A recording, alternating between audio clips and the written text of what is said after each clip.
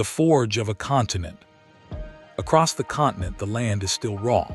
Wolves prowl the Alleghenies, Shawnee arrows whistle along the Ohio, Spanish missions bake under California's sun. But beneath the soil, iron sleeps. In the marshes of Pennsylvania, black oil seeps. In the mountains of Montana, copper veins glitter. And in the minds of a handful of men, restless, ruthless, visionary, the blueprint of an empire is already being sketched. Before Silicon Valley, before Wall Street, there were men whose ambition carved steel into the sky, whose oil lit the world, and whose vision turned a frontier into an empire. This is not just business. This is the birth of modern America. This is not a history of presidents or battles. This is the story of the men who bent rivers, tamed lightning, and turned the wilderness into a workshop. Their names became synonyms for wealth, power, and controversy. Vanderbilt, Rockefeller, Carnegie, Morgan, Ford. They fought one another, loved one another, ruined one another, and in the crucible of their ambition forged the most powerful nation on earth. Their tools were steam, steel, oil, electricity, and the assembly line. Their currency was time. Their battlefield was the balance sheet, and the prize was nothing less than the soul of America. America in the 1800s, wild, untamed, full of promise. The Industrial Revolution begins. Steam, steel engines, and oil become the new gods. Into this chaos step men who will reshape the world. Maps unfurl across tavern tables, factories belch smoke into dawn skis, early locomotives thunder across prairies. The sound of a steam engine chugging, followed by the faint sound of a ferry horn, echoes through the ages. These titans were visionaries and ruthless businessmen. They shaped America, leaving an indelible mark on history. They faced countless challenges, but their determination, innovation, and cunning propelled the nation forward. Their empires shaped the 20th century. Their names became institutions. Their flaws remind us, greatness is never simple. Their vision built the bones of modern America. Stand on the platform at Grand Central today. The clock still ticks, the trains still run, and somewhere in the hum of the city, you can almost hear the Commodore's voice. Time is money, and I own both. Before we step into the age of titans, I ask you to join me on this journey. Hit subscribe so you never miss the legends that shaped our world. Like to honor the builders whose ambition carved steel into the sky. And leave a comment. Tell me which titan's fire burns brightest in your soul. Share this story, because history is not just remembered. It is reborn when we tell it together. Let us begin. This is the story of the men who built America. Chapter 1, The Commodore. Cornelius Vanderbilt, 1794–1877. The Ferry Boy. In a small village on Staten Island, New York, Cornelius Vanderbilt was born in 1794. He grew up working on his family's humble ferry business, but Vanderbilt had bigger aspirations. Staten Island, May 1810. The Perseverance was a flat-bottomed scow, 24 feet long, with a single mast and a patched sail. Cornelius Vanderbilt, 16, broad-shouldered, red-haired, pushed off from the slip at Whitehall with a cargo of cabbages and a single passenger, a Dutch merchant clutching a ledger. The tide was against them. The boy rowed until his palms bled, then hoisted the sail and let the wind do the rest. By dusk, he had earned $2. He gave his mother one, kept one, and bought a second-hand compass with the change.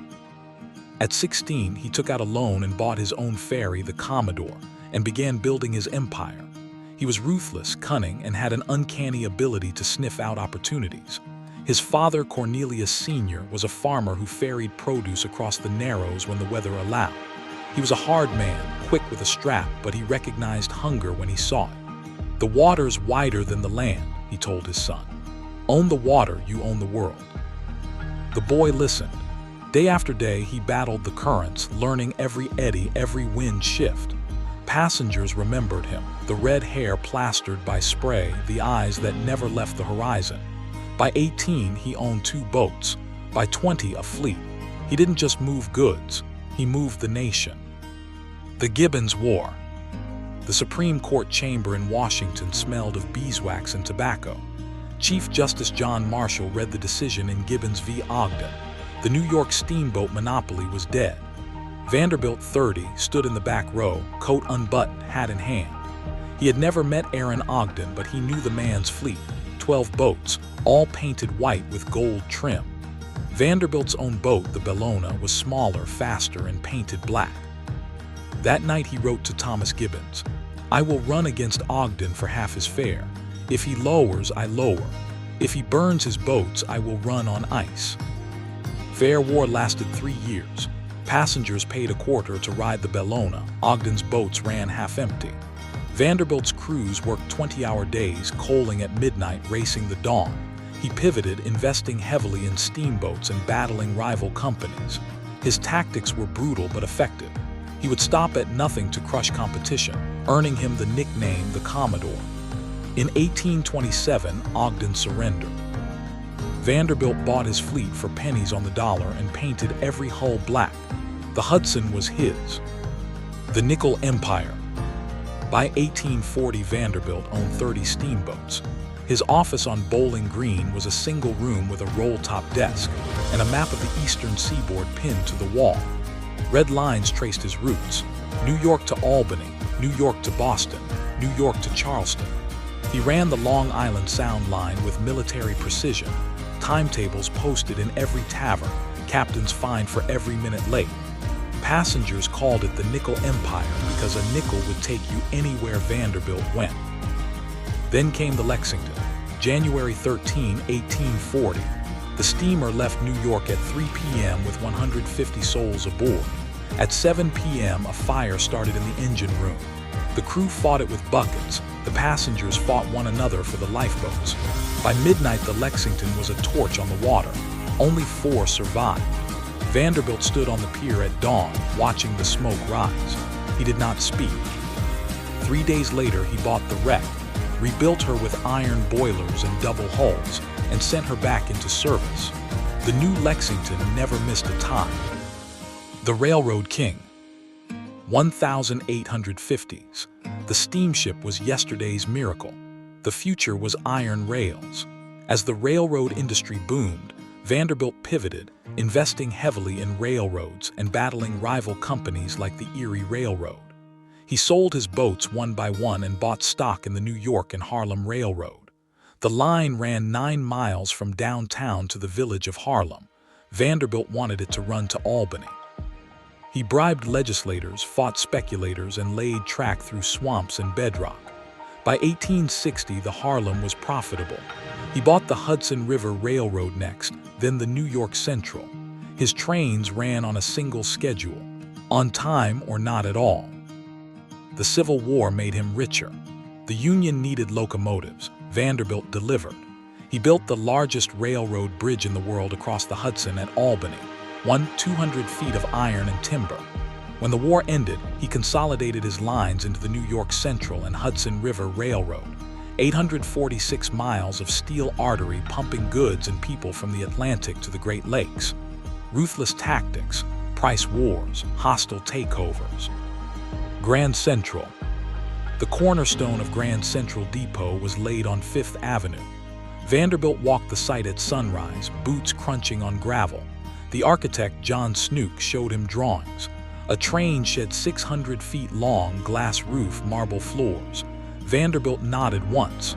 "Build it big," he said. "America is big." The depot opened in 1871. 4 tracks, 12 platforms, a clock the size of a wagon wheel. Vanderbilt stood on the balcony and watched the first train arrive from Albany. 4 hours, 35 minutes, a new record. He did not smile. He was already planning the next line, building Grand Central Depot. Legacy, the infrastructure of America. The Will. January 4, 1877. Vanderbilt lay in his bedroom on West Washington Place, curtains drawn, gas lamps hissing. His doctor, Jard Lindsley, counted heartbeats. The family gathered: William, his eldest son, Cornelius II, George, the daughters. The old man's voice was a rasp. "Keep the railroads," he said. "Sell the ships. The future is on land." He died at 11:50. The fortune was $100 million, more than the U.S. Treasury held in gold. The funeral cortege stretched 2 miles. The hearse was pulled by 8 black horses. The coffin was mahogany and silver. At the Moravian Cemetery on Staten Island, the Commodore was buried facing the Narrows, where his first ferry had sailed 67 years before. Chapter 2: The Oil King. John D. Rockefeller, 1839–1937. The Ledger Keeper. John D. Rockefeller, born in 1839, grew up in a family of modest means. Cleveland, 1859. John Davison Rockefeller, 20, worked as a bookkeeper for Hewitt and Tuttle, commission merchants. His desk was a plank across 2 barrels. His tools were a steel pen and a green eye shade. Every night he balanced the books to the penny, then walked home through the flats where the Cuyahoga River stank of tanneries and slaughterhouses. He tithed 10% to the Erie Street Baptist Church and saved the rest. At 23, he had $1,000, childhood and early ambition. He took a job as a bookkeeper, but his real passion was oil. The Black Gold Rush. In 1870, he founded Standard Oil, and with his partner Henry Flagler, they began refining crude oil into kerosene. Titusville, Pennsylvania, August 1859. Edwin Drake struck oil at 69 feet. The news reached Cleveland by telegraph.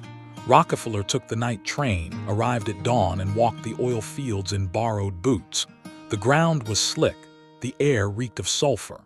Derricks rose like a forest of gallows.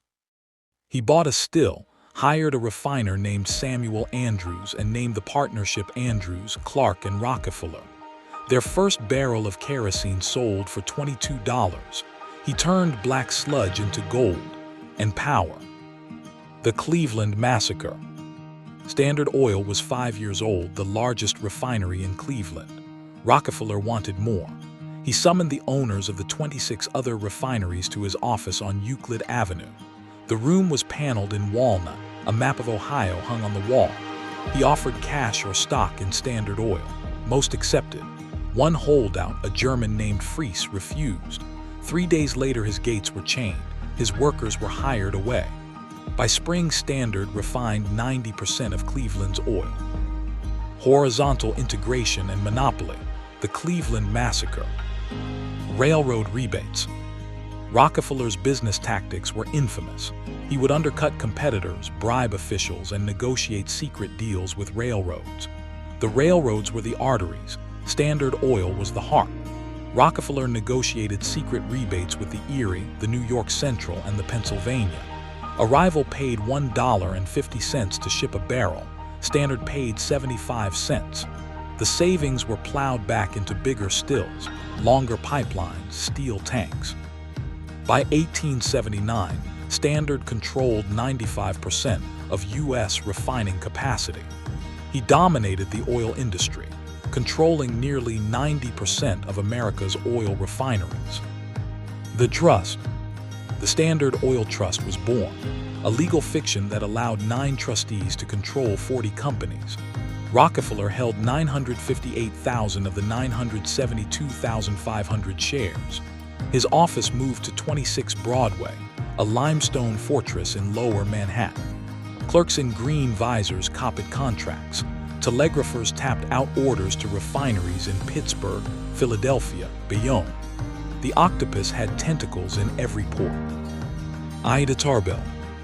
McClure's magazine published the first installment of Ida Tarbell's history of the Standard Oil Company. She had grown up in the oil fields. Her father had been ruined by Rockefeller's rebates. Her prose was surgical.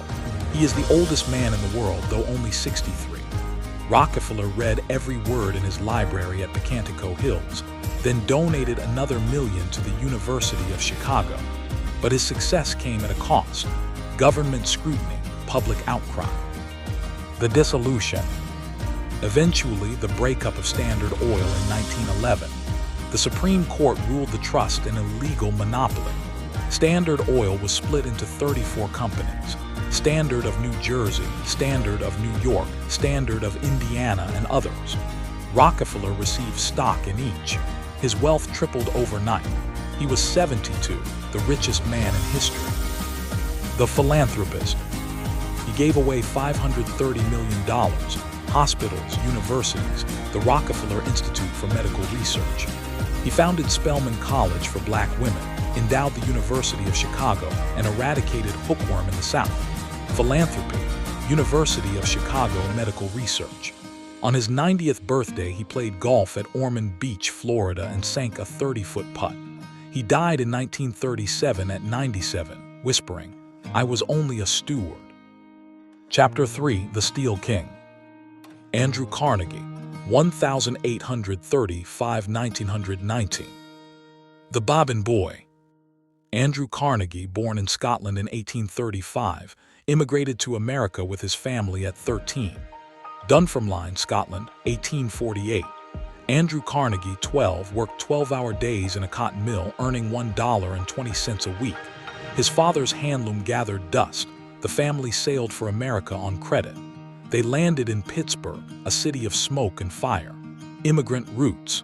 He worked in a cotton mill, but his real talent was in the steel industry. The telegraph messenger. Carnegie delivered messages for the Ohio Telegraph Company.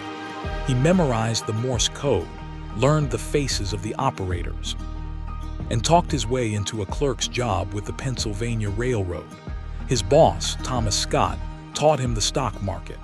At 19, Carnegie invested $500 in the Woodruff Sleeping Car Company. The dividend check was $5,000. Rise through railroads. The Iron Works. The Civil War needed cannon. Carnegie built the Cyclops Iron Works, then the Keystone Bridge Company. He replaced wooden bridges with iron, then steel. The Bessemer process. Hot air blasted through molten iron, turned pig into steel in 20 minutes. Carnegie built the Edgar Thomson Works in 1875, the largest steel mill in the world. He built Carnegie Steel, revolutionizing the industry with the Bessemer process. The Homestead Strike. The Amalgamated Association of Iron and Steel Workers demanded an 8-hour day. Carnegie was in Scotland. His partner Henry Clay Frick cut wages. On July 6, Pinkerton Guards arrived on barges. Workers opened fire. 12 died. The militia occupied Homestead. The Union was crushed. Carnegie returned to a hero's welcome in Pittsburgh and a villain's in the press. Homestead Strike. Labor vs. Empire. The Sale. J.P. Morgan offered $480 million for Carnegie Steel. The deal was signed on a single sheet of paper. Carnegie retired to Skibo Castle in Scotland, a laird with 2,509 libraries to his name. He believed in the gospel of wealth, that the rich had a moral obligation to give back to society. Carnegie's philanthropic efforts transformed American education and culture, funding libraries, universities, and concert halls. Philanthropy, libraries, peace foundations. He built with steel, he gave with heart. Chapter 4, The Banker. J.P. Morgan, 1837–1913. The Gold Panic. J.P. Morgan, born in 1837, was a financial genius. He worked for his father's banking firm, then founded J.P. Morgan & Co. J. Good and Jim Fisk tried to corner the gold market. Morgan, 32, bought $10 million in gold with his father's credit and sold at the peak. The panic broke. Morgan made $1 million in a day. Born into wealth, trained in Europe. The Electric Light. Morgan financed Thomas Edison's Pearl Street station. On September 4, 400 bulbs lit Lower Manhattan. Morgan's house on Madison Avenue was the first private residence with electric light. Morgan shaped the American economy, orchestrating mergers and bailouts. The Panic of 1893. Banks failed. Railroads went bankrupt. Morgan loaned the U.S. Treasury $65 million in gold. President Cleveland signed the bond issue in the White House Library. The nation was saved. U.S. Steel. Consolidation of railroads. Creation of U.S. Steel. Morgan merged Carnegie Steel with Federal Steel and National Tube to create United States Steel, capitalized at $1.4 billion, the first billion-dollar corporation. He created General Electric, U.S. Steel, and helped stabilize the nation's economy during the Panic of 1907. Morgan's influence extended beyond finance, as he amassed an incredible art collection and supported cultural institutions. Art patronage and influence. He didn't build factories, he built empires. Chapter 5, The Car Maker. Henry Ford, 1863–1947. The quadricycle. Henry Ford, born in 1863, was a tinkerer, an inventor, and a visionary. Farm boy to engineer, Ford's gasoline buggy sputtered down Detroit's Grand River Avenue at 20 mph. He sold it for $200 and built another. He built his first gasoline-powered car in 1893. The Model T. In 1903, founded the Ford Motor Company. With the assembly line, Ford transformed manufacturing, making cars affordable for the masses. Priced at $850, the Tin Lizzie was black, reliable, and cheap.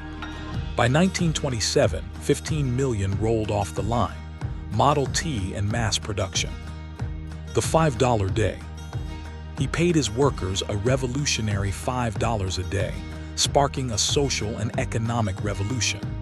Ford doubled wages to $5 a day and cut the workday to 8 hours. Turnover plummeted, productivity soared. $5 workday and labor revolution. The Rouge. The River Rouge plant was a city, 93 buildings, 100,000 workers, its own steel mill, glass factory, and power plant. A car emerged every 49 seconds. Anti-Semitic controversies. Ford Foundation and global impact. He didn't just build cars, he built freedom. Chapter 6, The Inventor. Thomas Edison, 1847–1930. The phonograph. Thomas Edison, 1847–1931. Edison spoke, Mary had a little lamb into a tinfoil cylinder. The machine played it back. The world changed. Light bulb. A carbonized bamboo filament burned for 1,200 hours. Menlo Park became the first town lit by electricity. The motion picture. The Kinetoscope Parlor opened on Broadway. For a nickel, patrons peered into a box and watched a 15-second film of a man sneezing. Chapter 7, The AIRMEN. Wilbur and Orville Wright, 1870–1871–1948. The Bicycle Shop. Dayton, Ohio, 1896. The Wright brothers built bikes and dreamed of wings. They studied birds, kites, and Lilienthal's glider crashes. Kitty Hawk. December 17, 1903. Orville lay prone on the lower wing of the flyer. Wilbur ran alongside, released the wire. The plane rose 10 feet, flew 120 feet, landed in sand. 12 seconds that changed history. The Army contract. The Wrights demonstrated at Fort Myer, Virginia. Orville crashed. Lieutenant Selfridge died. Wilbur flew 70 miles in France. The world believed. The legacy. The men are gone. The railroads rust. The oil wells pump slower. The steel mills cool. But the nation they built endures, its highways, its power grids, its factories, its dreams. Their flaws were monumental: monopolies, strikes, environmental scars, anti-Semitism, labor crushed. Their gifts were equally vast: light in every home, a car in every garage, a continent stitched together by steel and wire, wings over oceans. They built America's wealth. They built its cities. They built its future. Time's up, but the legacy of these men lives on. If this story stirred your soul, bell subscribe, more legends await. Like to honor the builders. Speech comment, which titan moved you most? Share, let the world remember. Follow the footsteps of greatness. History forgets kings, but legends, they build the future. The Brave Archive.